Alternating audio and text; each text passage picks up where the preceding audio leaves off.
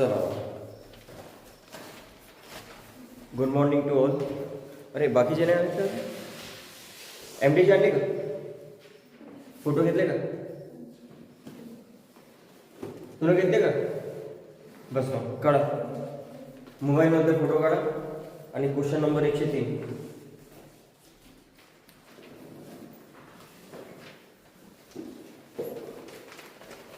Question number 103.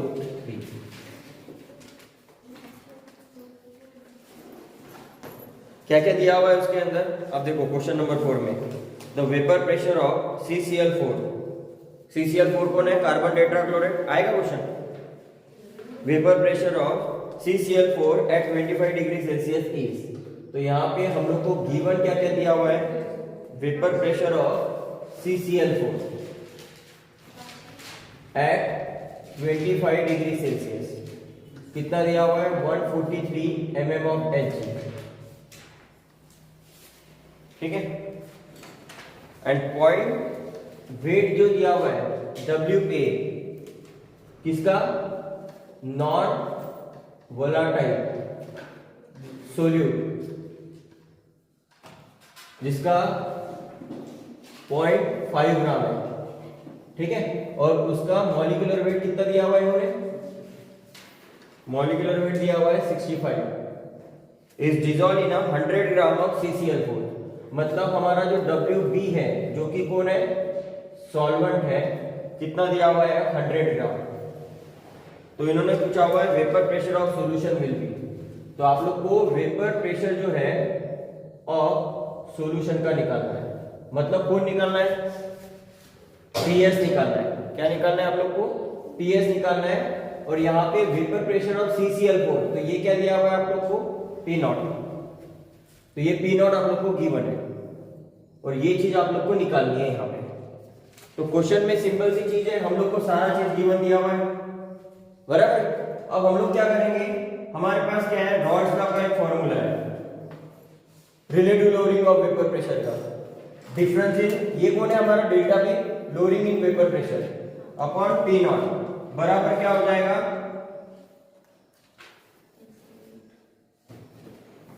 X solute बोल दो या फिर हम एक्स सोल्यूट ले लो या फिर फॉर्मूला लिख दो WA into MB upon MA into WB. ठीक है. ये वाला फॉर्मूला रख दो. अब यहां पे मेन चीज क्या होगा? डेल्टा P बराबर है अपॉन P0. तो यहां पे मेन चीज क्या हो रहा है कि हम लोग को सिर्फ P0 दिया हुआ है और PS पता नहीं है.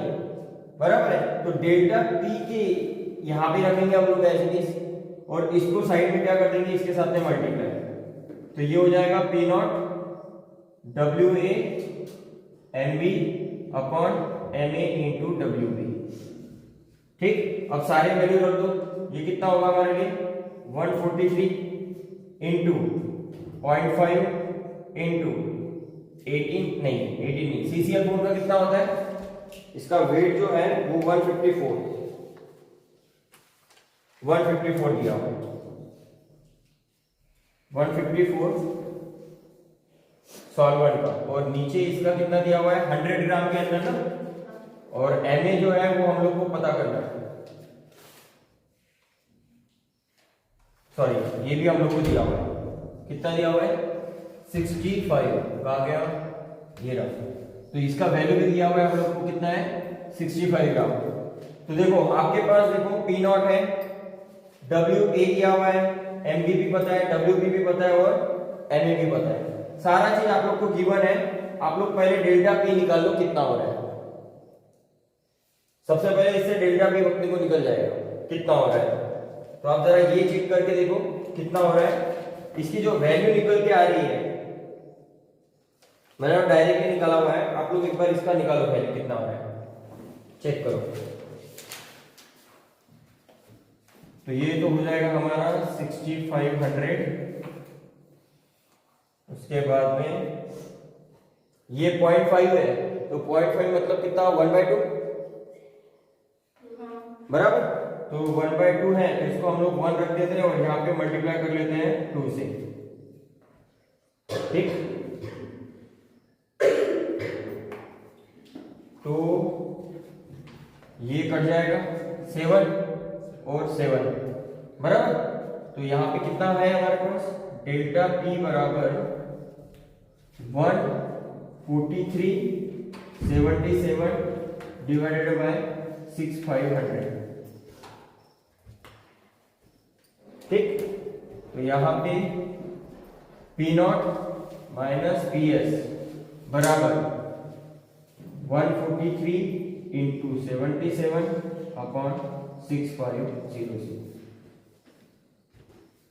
ठीक है, हम लोग को PS निकालना है और P0 की वैल्यू दी हुई है, उससे आप लोग देखो PS कितना आ रहा है। इसका जो PS की वैल्यू जो निकली है वो 141.3 mm ऑफ Hg निकला हुआ है। इतना आता है क्या वो पहले क्रॉस चेक करो इससे।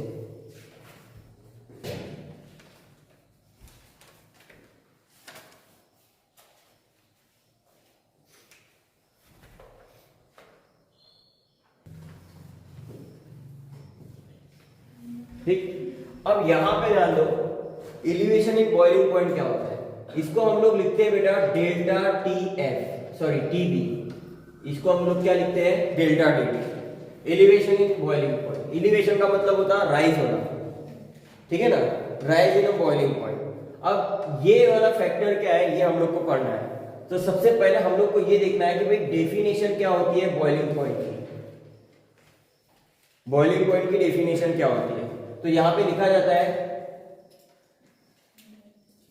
The liquid start boiling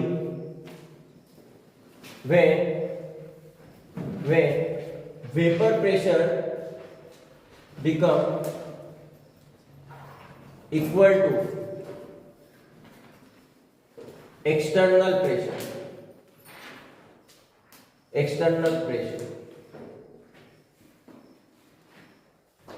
liquid start boiling when vapor pressure become equal to external pressure मतलब कौन, हमारा एटमॉस्फेरिक प्रेशर, इसको हम लोग क्या लिखते हैं, एटमॉस्फेरिक प्रेशर, उसके बराबर होना चाहिए। तो उसी को हम क्या बोलते हैं, बॉइलिंग पॉइंट ऑफ लिक्विड। या फिर ऐसा भी लिख सकते हैं, the temperature at which liquid start boiling when vapour pressure become equal to the external pressure. ठीक, ये एक डेफिनेशन हो सकती है, या फिर आप ऐसा भी लिख सकते हो, the temperature at which liquid start boiling when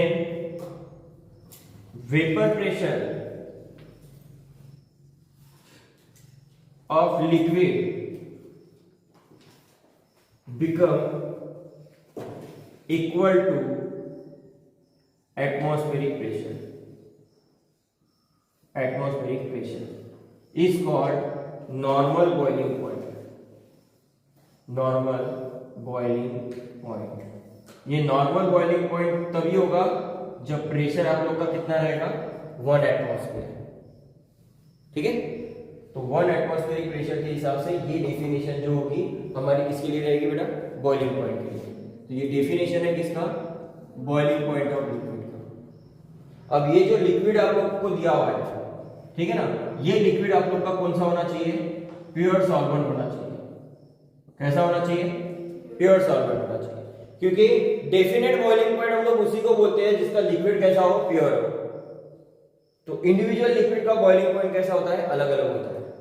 ठीक है, तो यहाँ पे हमारा जो बॉइलिंग पॉइंट है लिक्विड का, वो डिपेंड किसके ऊपर करता है कि आपने नेचर ऑफ लिक्विड कैसा है, ठीक है ना, उसके ऊपर इसका बॉइलिंग पॉइंट डिसाइड किया जाता है। तो प्योर सॉल्वेंट में मतलब वाटर मान के चलो, तो वाटर का बॉइलिंग पॉइंट कितना होता है, 100 डिग्री सेल्सियस प्योर क्वांटिटी। ठीक है, तो उसी तरीके से हर एक लिक्विड का क्या होगा, अपना अपना बॉइलिंग पॉइंट रहेगा। ठीक, तो ये इसका क्या होगा, डेफिनेशन होगा किसका, बॉइलिंग पॉइंट का। अब यहाँ पे बॉइलिंग पॉइंट मॉलिक्यूलर मास के हिसाब से वेरी करता है क्या, तो करता है, डेंसिटी के हिसाब से वेरी करता है ना भाई। तो बॉइलिंग पॉइंट मॉलिक्यूलर मास के हिसाब से भी क्या करेगा, वेरी करेगा। ठीक है, अलग अलग लिक्विड का अगर मॉलिक्यूलर मास अलग अलग है तो उसका बॉइलिंग पॉइंट भी क्या होगा, अलग अलग रहेगा। मॉलिक्यूलर मास क्यों, जितना मास ज्यादा हेवी होगा उतना उसका बॉइलिंग पॉइंट क्या रहेगा, हाई रहेगा। क्योंकि उसको पिघालने के लिए उतना ज्यादा टेम्परेचर लगेगा, बराबर है। अब बॉइलिंग पॉइंट हम लोग किसका मेजर कर रहे हैं? लिक्विड का मेजर कर सकते हैं, सॉलिड का मेजर कर सकते हैं क्या? सॉलिड किसी का भी नहीं मेजर कर सकते हम लोग। तो सॉलिड में क्या होता है? सिर्फ मेल्टिंग पॉइंट, ठीक है। तो ये चीज जो है हमारे लिक्विड के लिए भी है, ठीक है। तो हर एक लिक्विड का डिसाइड करने के लिए फैक्टर क्या होना चाहिए? वो नेचर ऑफ लिक्विड। तो प्योर सॉल्वेंट के हिसाब से एट 1 एटमॉस्फेरिक कंडीशन वहां पे हमारा वेपर प्रेशर लिक्विड का किसके बराबर होना चाहिए? एटमॉस्फेरिक प्रेशर के बराबर या फिर एक्सटर्नल के प्रेशर के बराबर होना चाहिए, तभी उसको हम क्या बोलते हैं? नॉर्मल बॉइलिंग पॉइंट, ठीक। तो पहले ये वाला इतना लिख लो, उसके बाद में हम लोग आ जाते हैं कि भाई क्या चेंजेस होते हैं जब हम लोग क्या करते हैं, इसके अंदर नॉन वोलेटाइल सॉल्यूट डालते हैं, इतना लिख लो,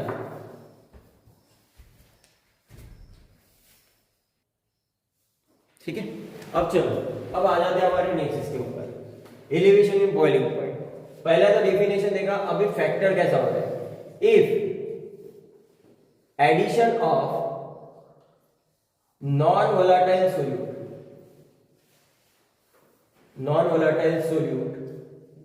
इन pure solvent then vapor pressure of solution is less than vapor pressure of pure solvent।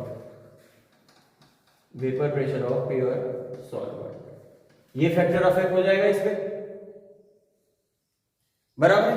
अगर मैं यहाँ पे नॉन वोलेटाइल सोल्यूट डालता हूं प्योर सॉल्वेंट के अंदर, तो देन क्या हो रहा है? वेपर प्रेशर जो है सॉल्यूशन का वो कम हो जाएगा, किसके कंपैरिजन में? प्योर सॉल्वेंट के कंपैरिजन में। अगर ये कम हो रहा है तो बॉइलिंग पॉइंट का भी इफेक्ट पड़ेगा ना, क्योंकि बॉइलिंग पॉइंट में क्या लिखा हुआ है कि वेपर प्रेशर बराबर किसके होना चाहिए? एक्सटर्नल प्रेशर के होना चाहिए। अब यहाँ पे सॉल्यूशन की क्वांटिटी के अंदर नॉन वोलेटाइल सॉल्यूट भी ऐड है, उसकी वजह से बॉइलिंग पॉइंट यहाँ पे क्या होगा? बढ़ेगा। यहाँ पे बॉइलिंग पॉइंट क्या होगा? बढ़ेगा। क्यों बढ़ेगा? क्योंकि लिक्विड को वेपराइज करने के लिए और ज्यादा टेम्परेचर देना पड़ेगा, जगह निकालनी पड़ेगी ना। तो जगह निकालने के लिए क्या करता है? लिक्विड बॉइल करता है। तो बॉइल करने से क्या हो जाता है? सारे जो सॉलिड पार्टिकल होते हैं वो साइड में जाते हैं और वेपर को निकलने के लिए जगह देते हैं। तो ये तभी पॉसिबल है जब सॉल्यूशन के अंदर नॉन वोलेटाइल सॉल्यूट क्या हो? ज्यादा हो। तो यहां पे हम लोग लिख सकते हैं due to this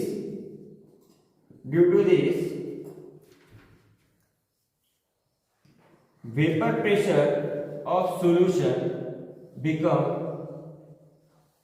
equal to external pressure greater than pure solvent। अब इसकी वजह से क्या हो रहा है कि वेपर प्रेशर जो है सॉल्यूशन का, जो एक्सटर्नल प्रेशर के बराबर है, वो क्या हो जाएगा? अभी ग्रेटर हो जाएगा किसके कंपैरिजन में? Vapour pressure of pure solvent, बराबर है। अब ये चीज हो जाने की वजह से क्या हो गया? इज कॉल्ड राइज और increasing boiling point, is called increasing और एलिवेशन इन बॉइलिंग पॉइंट। इसी को हम क्या बोलते हैं? इंक्रीजिंग और एलिवेशन इन बॉइलिंग पॉइंट।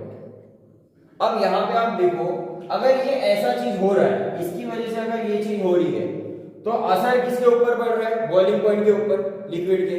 कि भाई लिक्विड में बॉइलिंग पॉइंट कंपेयर कर रहे हैं भाई प्योर सॉल्वेंट और सॉल्यूशन का, तो यहाँ पे सॉल्यूशन का बॉइलिंग पॉइंट कुछ ज्यादा ही है और लिक्विड का जो है प्योर सॉल्वेंट का बॉइलिंग पॉइंट कैसा है? उतना ही है। मतलब मान के चलो ये 100 डिग्री सेल्सियस पे काम कर रहा था, अब ये कितने पे काम कर रहा है? 108 degree Celsius, 102 degree Celsius.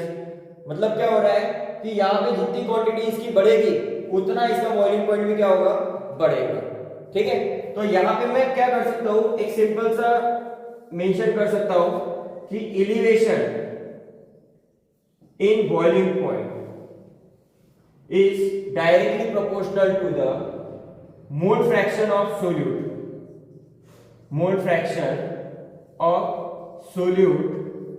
in solution, बराबर।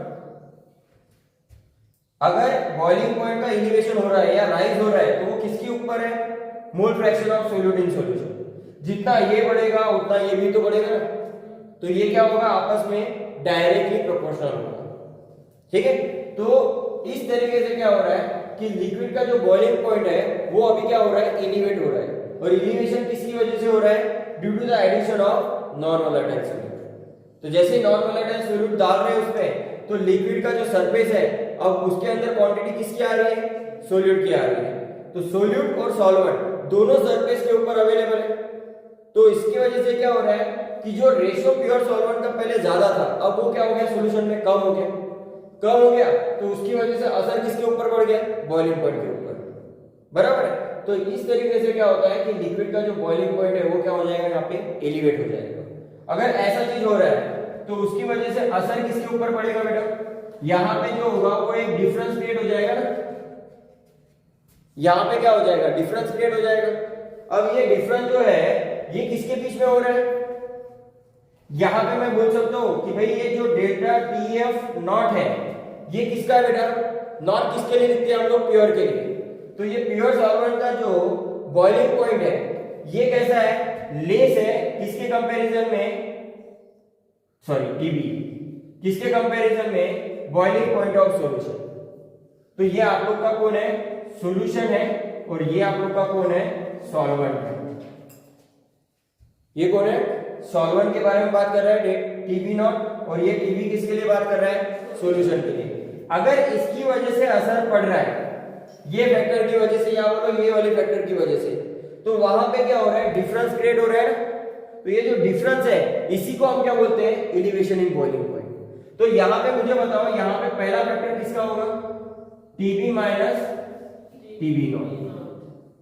ये फैक्टर हमारा यहाँ पे क्या हो जाएगा, क्रिएट हो जाएगा, क्योंकि टेम्परेचर किसका ज्यादा है, सॉल्यूशन का ज्यादा है, किसके कंपैरिजन में, सॉल्वेंट के कंपैरिजन में। बराबर। तो ये हमारा जो डिफरेंस है इसी को हम क्या बोलते हैं, एलिवेशन इन बॉइलिंग पॉइंट। ठीक है, इतना लिख लो आप पहले। कोई डाउट है इसमें, समझ में आ गया ना एलिवेशन क्या होता है, किसकी वजह से हो रहा है, जितनी क्वांटिटी सॉल्यूट की डालते जाओगे उतना लिक्विड क्या होते जाएगा, एलिवेट होते जाएगा, या फिर उसका बॉइलिंग पॉइंट क्या होते जाएगा, बढ़ते जाएगा। ठीक है, तो ये फैक्टर जो होता है इसी को हम बोलते हैं एलिवेशन इन बॉइलिंग पॉइंट। पड़ेगा दोबारा समझो। अब यहां पे देखो वेपर प्रेशर वर्सेस टेम्परेचर है। वेपर प्रेशर वर्सेस टेम्परेचर का ग्राफ हम लोग ले रहे हैं, तो ये किसके भी आपके ले रहे हैं, ये जानने के लिए कि भाई सॉल्वेंट और सॉल्यूशन के बीच का जो डिफरेंस है वो एक्चुअल में है क्या। तो यहाँ पे प्योर सॉल्वेंट का वेपर प्रेशर हाई होता है और सॉल्यूशन का क्या होता है, लो। पर उल्टा क्या है, बॉइलिंग पॉइंट, बॉइलिंग पॉइंट जो है सॉल्यूशन का ज्यादा है और किसका कम है, सॉल्वेंट का।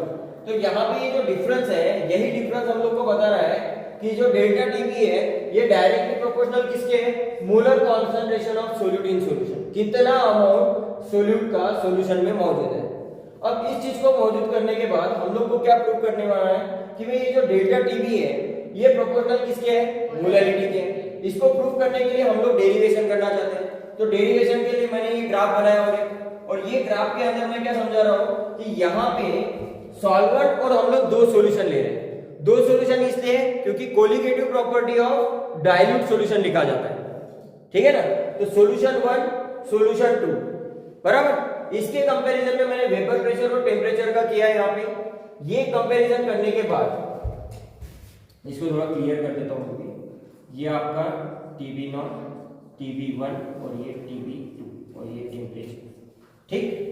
अब यहाँ पे क्या हुआ कि मैंने ग्राफिकल पॉइंट ऑफ व्यू के हिसाब से AC अपॉन AB बराबर। तो AC अपॉन AB जो होगा वो किसके पैरेलल में है, टेम्परेचर के पैरेलल में, और ये किसके पैरेलल में है, वेपर प्रेशर के पैरेलल के हिसाब से।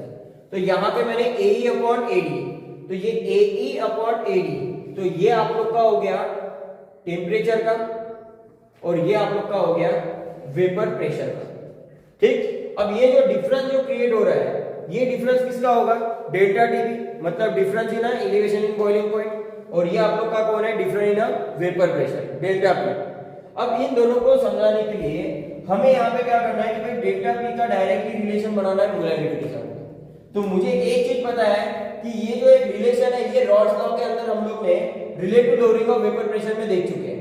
तो यहाँ पे according to the Raoult's law क्या है कि भाई delta P upon P not, ये किसके बराबर होता है बेटा? ये किसके बराबर होगा? WA/NB upon MA into WB, बराबर। इसके रिलेशन में था relative lowering of vapour pressure का। अब हम लोग क्या कर रहे हैं, डेल्टा P बराबर P नॉट को इधर मल्टीप्लाई कर लेते हैं into WA/NB upon MA into WB। अब यहां पे बोला जाता है फॉर डाइल्यूट सॉल्यूशन,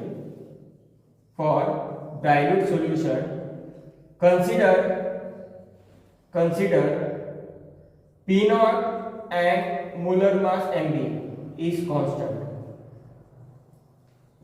क्या करना है आप लोग को कंसीडर कि भाई फॉर डाइल्यूट सॉल्यूशन के लिए जो वेपर प्रेशर है प्योर सॉल्वेंट का, उसका जो मॉलिक्यूलर मास है सॉल्वेंट का, उसे क्या कंसीडर करना है यहाँ पे? Constant.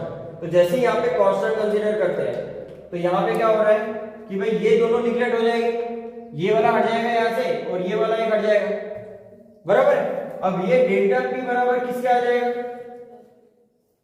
WA upon MA into WB, बराबर। अब ये जो रिलेशन है, ये रिलेशन आप लोग का किसका है बेटा? मोलैरिटी। ये रिलेशन आप लोग का किसका है? मोलैरिटी का। अब आप देखो डेल्टा TB बराबर कौन है? Delta P। और डेल्टा P बराबर कौन है? मोलैरिटी। तो ये जो रिलेशन है आप लोग का, ये रिलेशन हम लोग ने क्या कर लिया यहाँ पे? डायरेक्टली इंडिकेट करवा दिया। तो हम बोल सकते हैं कि ये जो डेल्टा TB है is directly proportional to the delta P। मतलब हम लोग क्या है? Difference in vapour pressure. अब ये डिफरेंस इन वेपर प्रेशर जो है ये हम लोग को यहाँ पे इतना मिल गया, किसके हिसाब से? रॉल्स लॉ के हिसाब से। तो हम लोग यहाँ पे क्या लिख सकते हैं कि भाई delta TB is proportional to the molarity, is proportional to the molarity. तो मोलैरिटी हमारे पास मिल गया यहाँ पे। अब इसको और अगर सिंपलीफाई करें तो ये डेल्टा TB प्रोपोर्शनल कौन होगा हमारे लिए? KB। ये KB क्या रहेगा उसका? Proportionality constant. और यहाँ पे मल्टीप्लाई में कौन होगा? मोलैरिटी। तो ये आप लोग का यहाँ पे क्या बन गया है? फॉर्मूला बन गया है, ठीक है। तो ये फॉर्मूले के हिसाब से ये जो प्रोपोर्शनलिटी कांस्टेंट होता है KB, ये कौन है आप लोग का? Molar elevation constant. ये कौन है आप लोग का? मोलर एलिवेशन कांस्टेंट है, जो डिपेंड करता है, depend on nature of solvent. किसके ऊपर डिपेंड करेगा? ये नेचर ऑफ सॉल्वेंट के ऊपर। तो ये KB है हमारा, और इसका जो यूनिट रहेगा ना, वो यूनिट क्या रहेगा?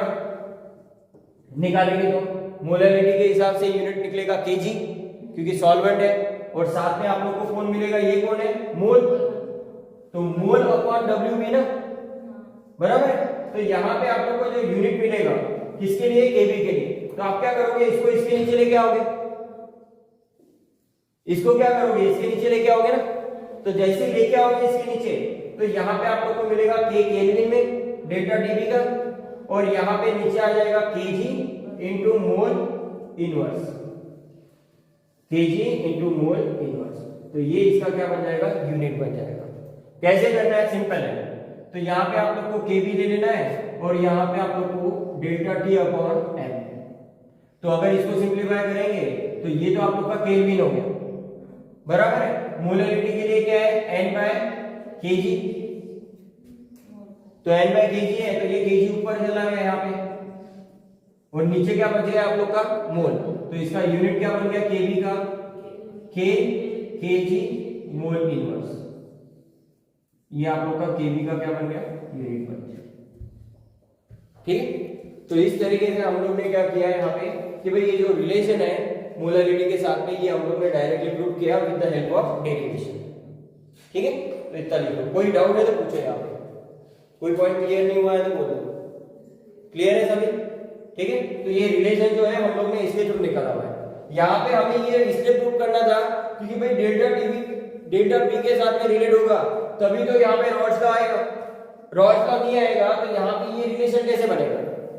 तो ये रिलेशन को बनाने के लिए पहले मैंने टेम्परेचर को वेपर प्रेशर के साथ में रिलेट करवाया। तो ये डायरेक्टली प्रोपोर्शनल है, ये डायरेक्टली प्रोपोर्शनल है ना दोनों आपस में, वर्सेस लिखा हुआ है ना, मतलब ये डायरेक्टली प्रोपोर्शनल है।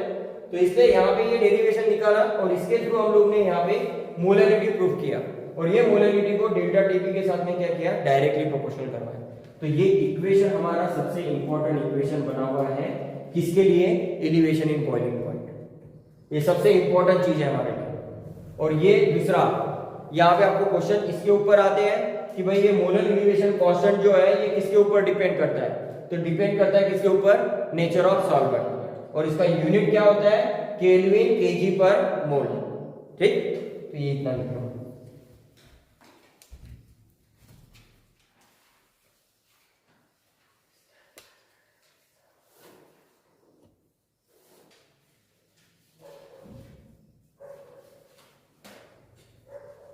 इस वाले फैक्टर में, ये वाला जो फैक्टर है यहां पे मल्टीप्लाई में आई भी ले लो, डेल्टा टीवी बराबर आई। तो आई जो होगा वो कौन है आपका, वाट ऑफ फैक्टर है। ठीक है, इनकेस अगर वाट ऑफ फैक्टर अगर देते हैं तो उस टाइम पे ये चीज आप लोग को काम में आएगी। तो ये एक सबसे इंपॉर्टेंट फॉर्मूला है जहां पे आप लोग को सारी जानकारी रहती है। इसमें से कोई भी आप लोग को एक चीज निकालना रहेगा, तो इससे हम लोग क्या कर सकते हैं, निकाल सकते हैं। और डेल्टा टीबी आप लोग को पता है, डेल्टा टीबी होता क्या है, किसका डिफरेंस है डेल्टा टीबी, सॉल्यूशन और प्योर सॉल्ट, इसका जो है वो डिफरेंस है। तो आप लोग को एक तो ये दिया रहेगा या फिर ये दिया रहेगा, इनमें से कोई भी, तो आप लोग को पता करना पड़ेगा। इसलिए यहाँ पे क्वेश्चन की लैंग्वेज इंपॉर्टेंट है सबसे ज्यादा।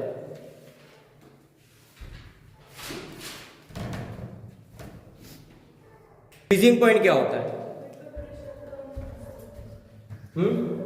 फ्रीजिंग पॉइंट क्या होता है, सिंपल सा है, मटका कुल्फी खाइए, मटका कुल्फी खाइए, मटका कुल्फी खाने के टाइम पे हम लोग को जो कुल्फी होती है वो कैसी लगती है, नमकीन लगती है। कभी खाई है आप लोगों ने, वहां पे उसके अंदर आप लोग को थोड़ा सा है ना टेस्ट जो होता है वो नमक जैसा लगता है। तो वहां पे वो लोग क्या करते हैं, उस बर्फ के अंदर क्या डालते हैं, सॉल्ट डालते हैं। तो वो जो सॉल्ट होता है वो क्या करता है, उस बर्फ का फ्रीजिंग पॉइंट को कम करवा देता है। इंप्योरिटी डालने से उसका फ्रीजिंग पॉइंट क्या हो जाता है, कम हो जाता है। एक नॉर्मल बर्फ लेके चलो और एक मटका कुल्फी के अंदर डाला हुआ जो नमक वाला बर्फ है उसको लेके चलो, ज्यादा लॉन्ग टाइम तक के कौन टिकेगा आप लोग को पता चलेगा। आप अगर उसके अंदर नमक डालते हो और उसके अंदर अगर हाथ डाल दोगे ना, वो जल्दी फ्रीज हो जाता है, वो जल्दी फ्रीज हो जाता है। और अगर नॉर्मल बर्फ के इसमें रखते हो तो उसका फ्रीजिंग जो होता है वो अलग होता है। सबसे ज्यादा ठंडा हुआ आप लोग को किसमें लगेगा, जहां पे नमक वाला बर्फ होगा, और जहां कम होगा ना, जहां पे बर्फ के अंदर नमक ही नहीं है, वहां पे आप लोग को अलग ही महसूस होगा। पता चल जाता है, इंसान का जो सेंसर है वो ब्रेन के साथ में कनेक्टेड ही है, तो हम लोग को पता चल जाता है कि कहाँ पे हमारा हाथ जो है ज्यादा ये हो गया है, कड़क हो गया है। तो वो ज्यादा कड़क जो होगा ना वो कहाँ पे लगता है आप लोग को, जहां पे नमक जो होता है डाला जाता है बर्फ के अंदर। तो आप जो भी शादी वगैरह का फंक्शनिंग होता है तो वहां पे आइसक्रीम को 3 से 4 घंटे के लिए टाइम पीरियड बढ़ाने के लिए वो लोग क्या करते हैं, उसके अंदर नमक डाल देते हैं, ठीक है ना, बर्फ के अंदर। और उसके अंदर क्या कर देते हैं, कुल्फी को फ्रीज करवा देते हैं ताकि वो ठंडी की ठंडी रहती है और जल्दी फ्रीज हो जाती है। फ्रीजिंग भी उसका क्या हो जाता है, बहुत जल्दी बढ़ जाता है। ठीक है, तो ये जो होता है ना उसको हम क्या बोलते हैं, depression in a freezing point. जो मटका कुल्फी वाला एग्जांपल है ना, उसी को हम क्या बोलते हैं, depression in a freezing point. Elevation in boiling point मतलब क्या है, हमारे घर पे जो नमक वाला पानी उगाते हैं ना हम लोग, जो नमक वाला पानी जो बॉईल करते हैं वो होता है एलिवेशन इन बॉइलिंग पॉइंट। और डिप्रेशन इन फ्रीजिंग पॉइंट मतलब क्या है, जो मटका कुल्फी वाला एग्जांपल दिया है ना, वो आप लोग का कौन होगा, elevation in boiling, sorry depression in freezing point होगा। ठीक है, तो डिप्रेशन इन फ्रीजिंग पॉइंट के हिसाब से मुझे आप बताओ फ्रीजिंग पॉइंट क्या होता है। यहां पे हमारा टाइटल है depression, depression in freezing point. तो सबसे पहला हमारा तो वर्ड ये है कि भाई फ्रीजिंग पॉइंट का डेफिनेशन क्या है। इसको हम लोग लिखते हैं डेल्टा टी एफ, ये होता है हमारा डेल्टा टी एफ। तो मुझे सबसे पहले आप बताओ डेफिनेशन क्या लिखेंगे, किसका डेफिनेशन लिखना है, फ्रीजिंग पॉइंट का डेफिनेशन लिखना है। कैसे लिखेंगे,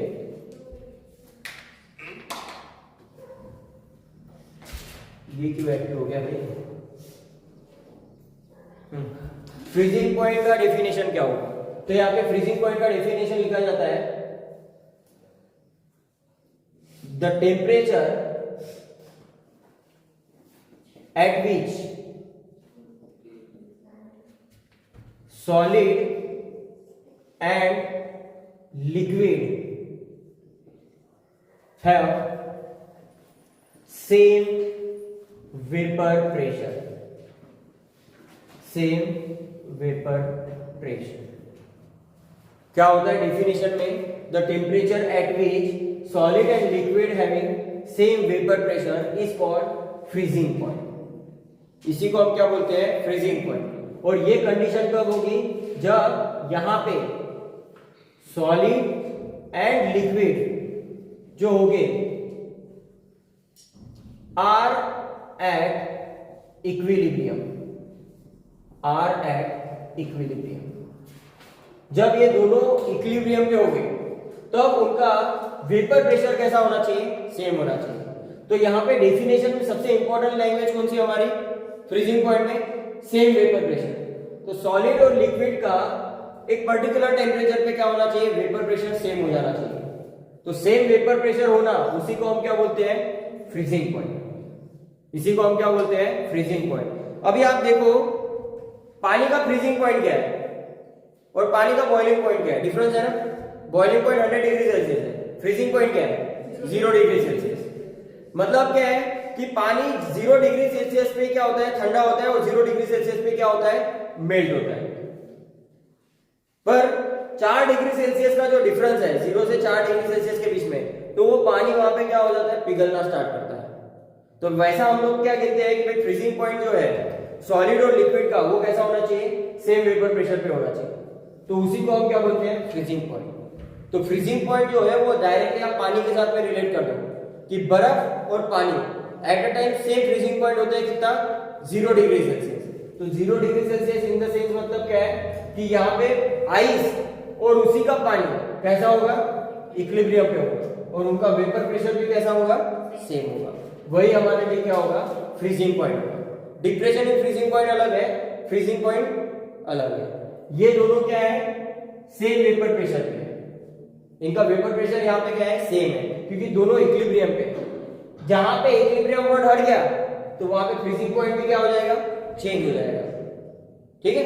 तो ये यहां तक की देखते हैं, बाकी का कल देखेंगे हम लोग. ठीक है, इतना लिख लेना.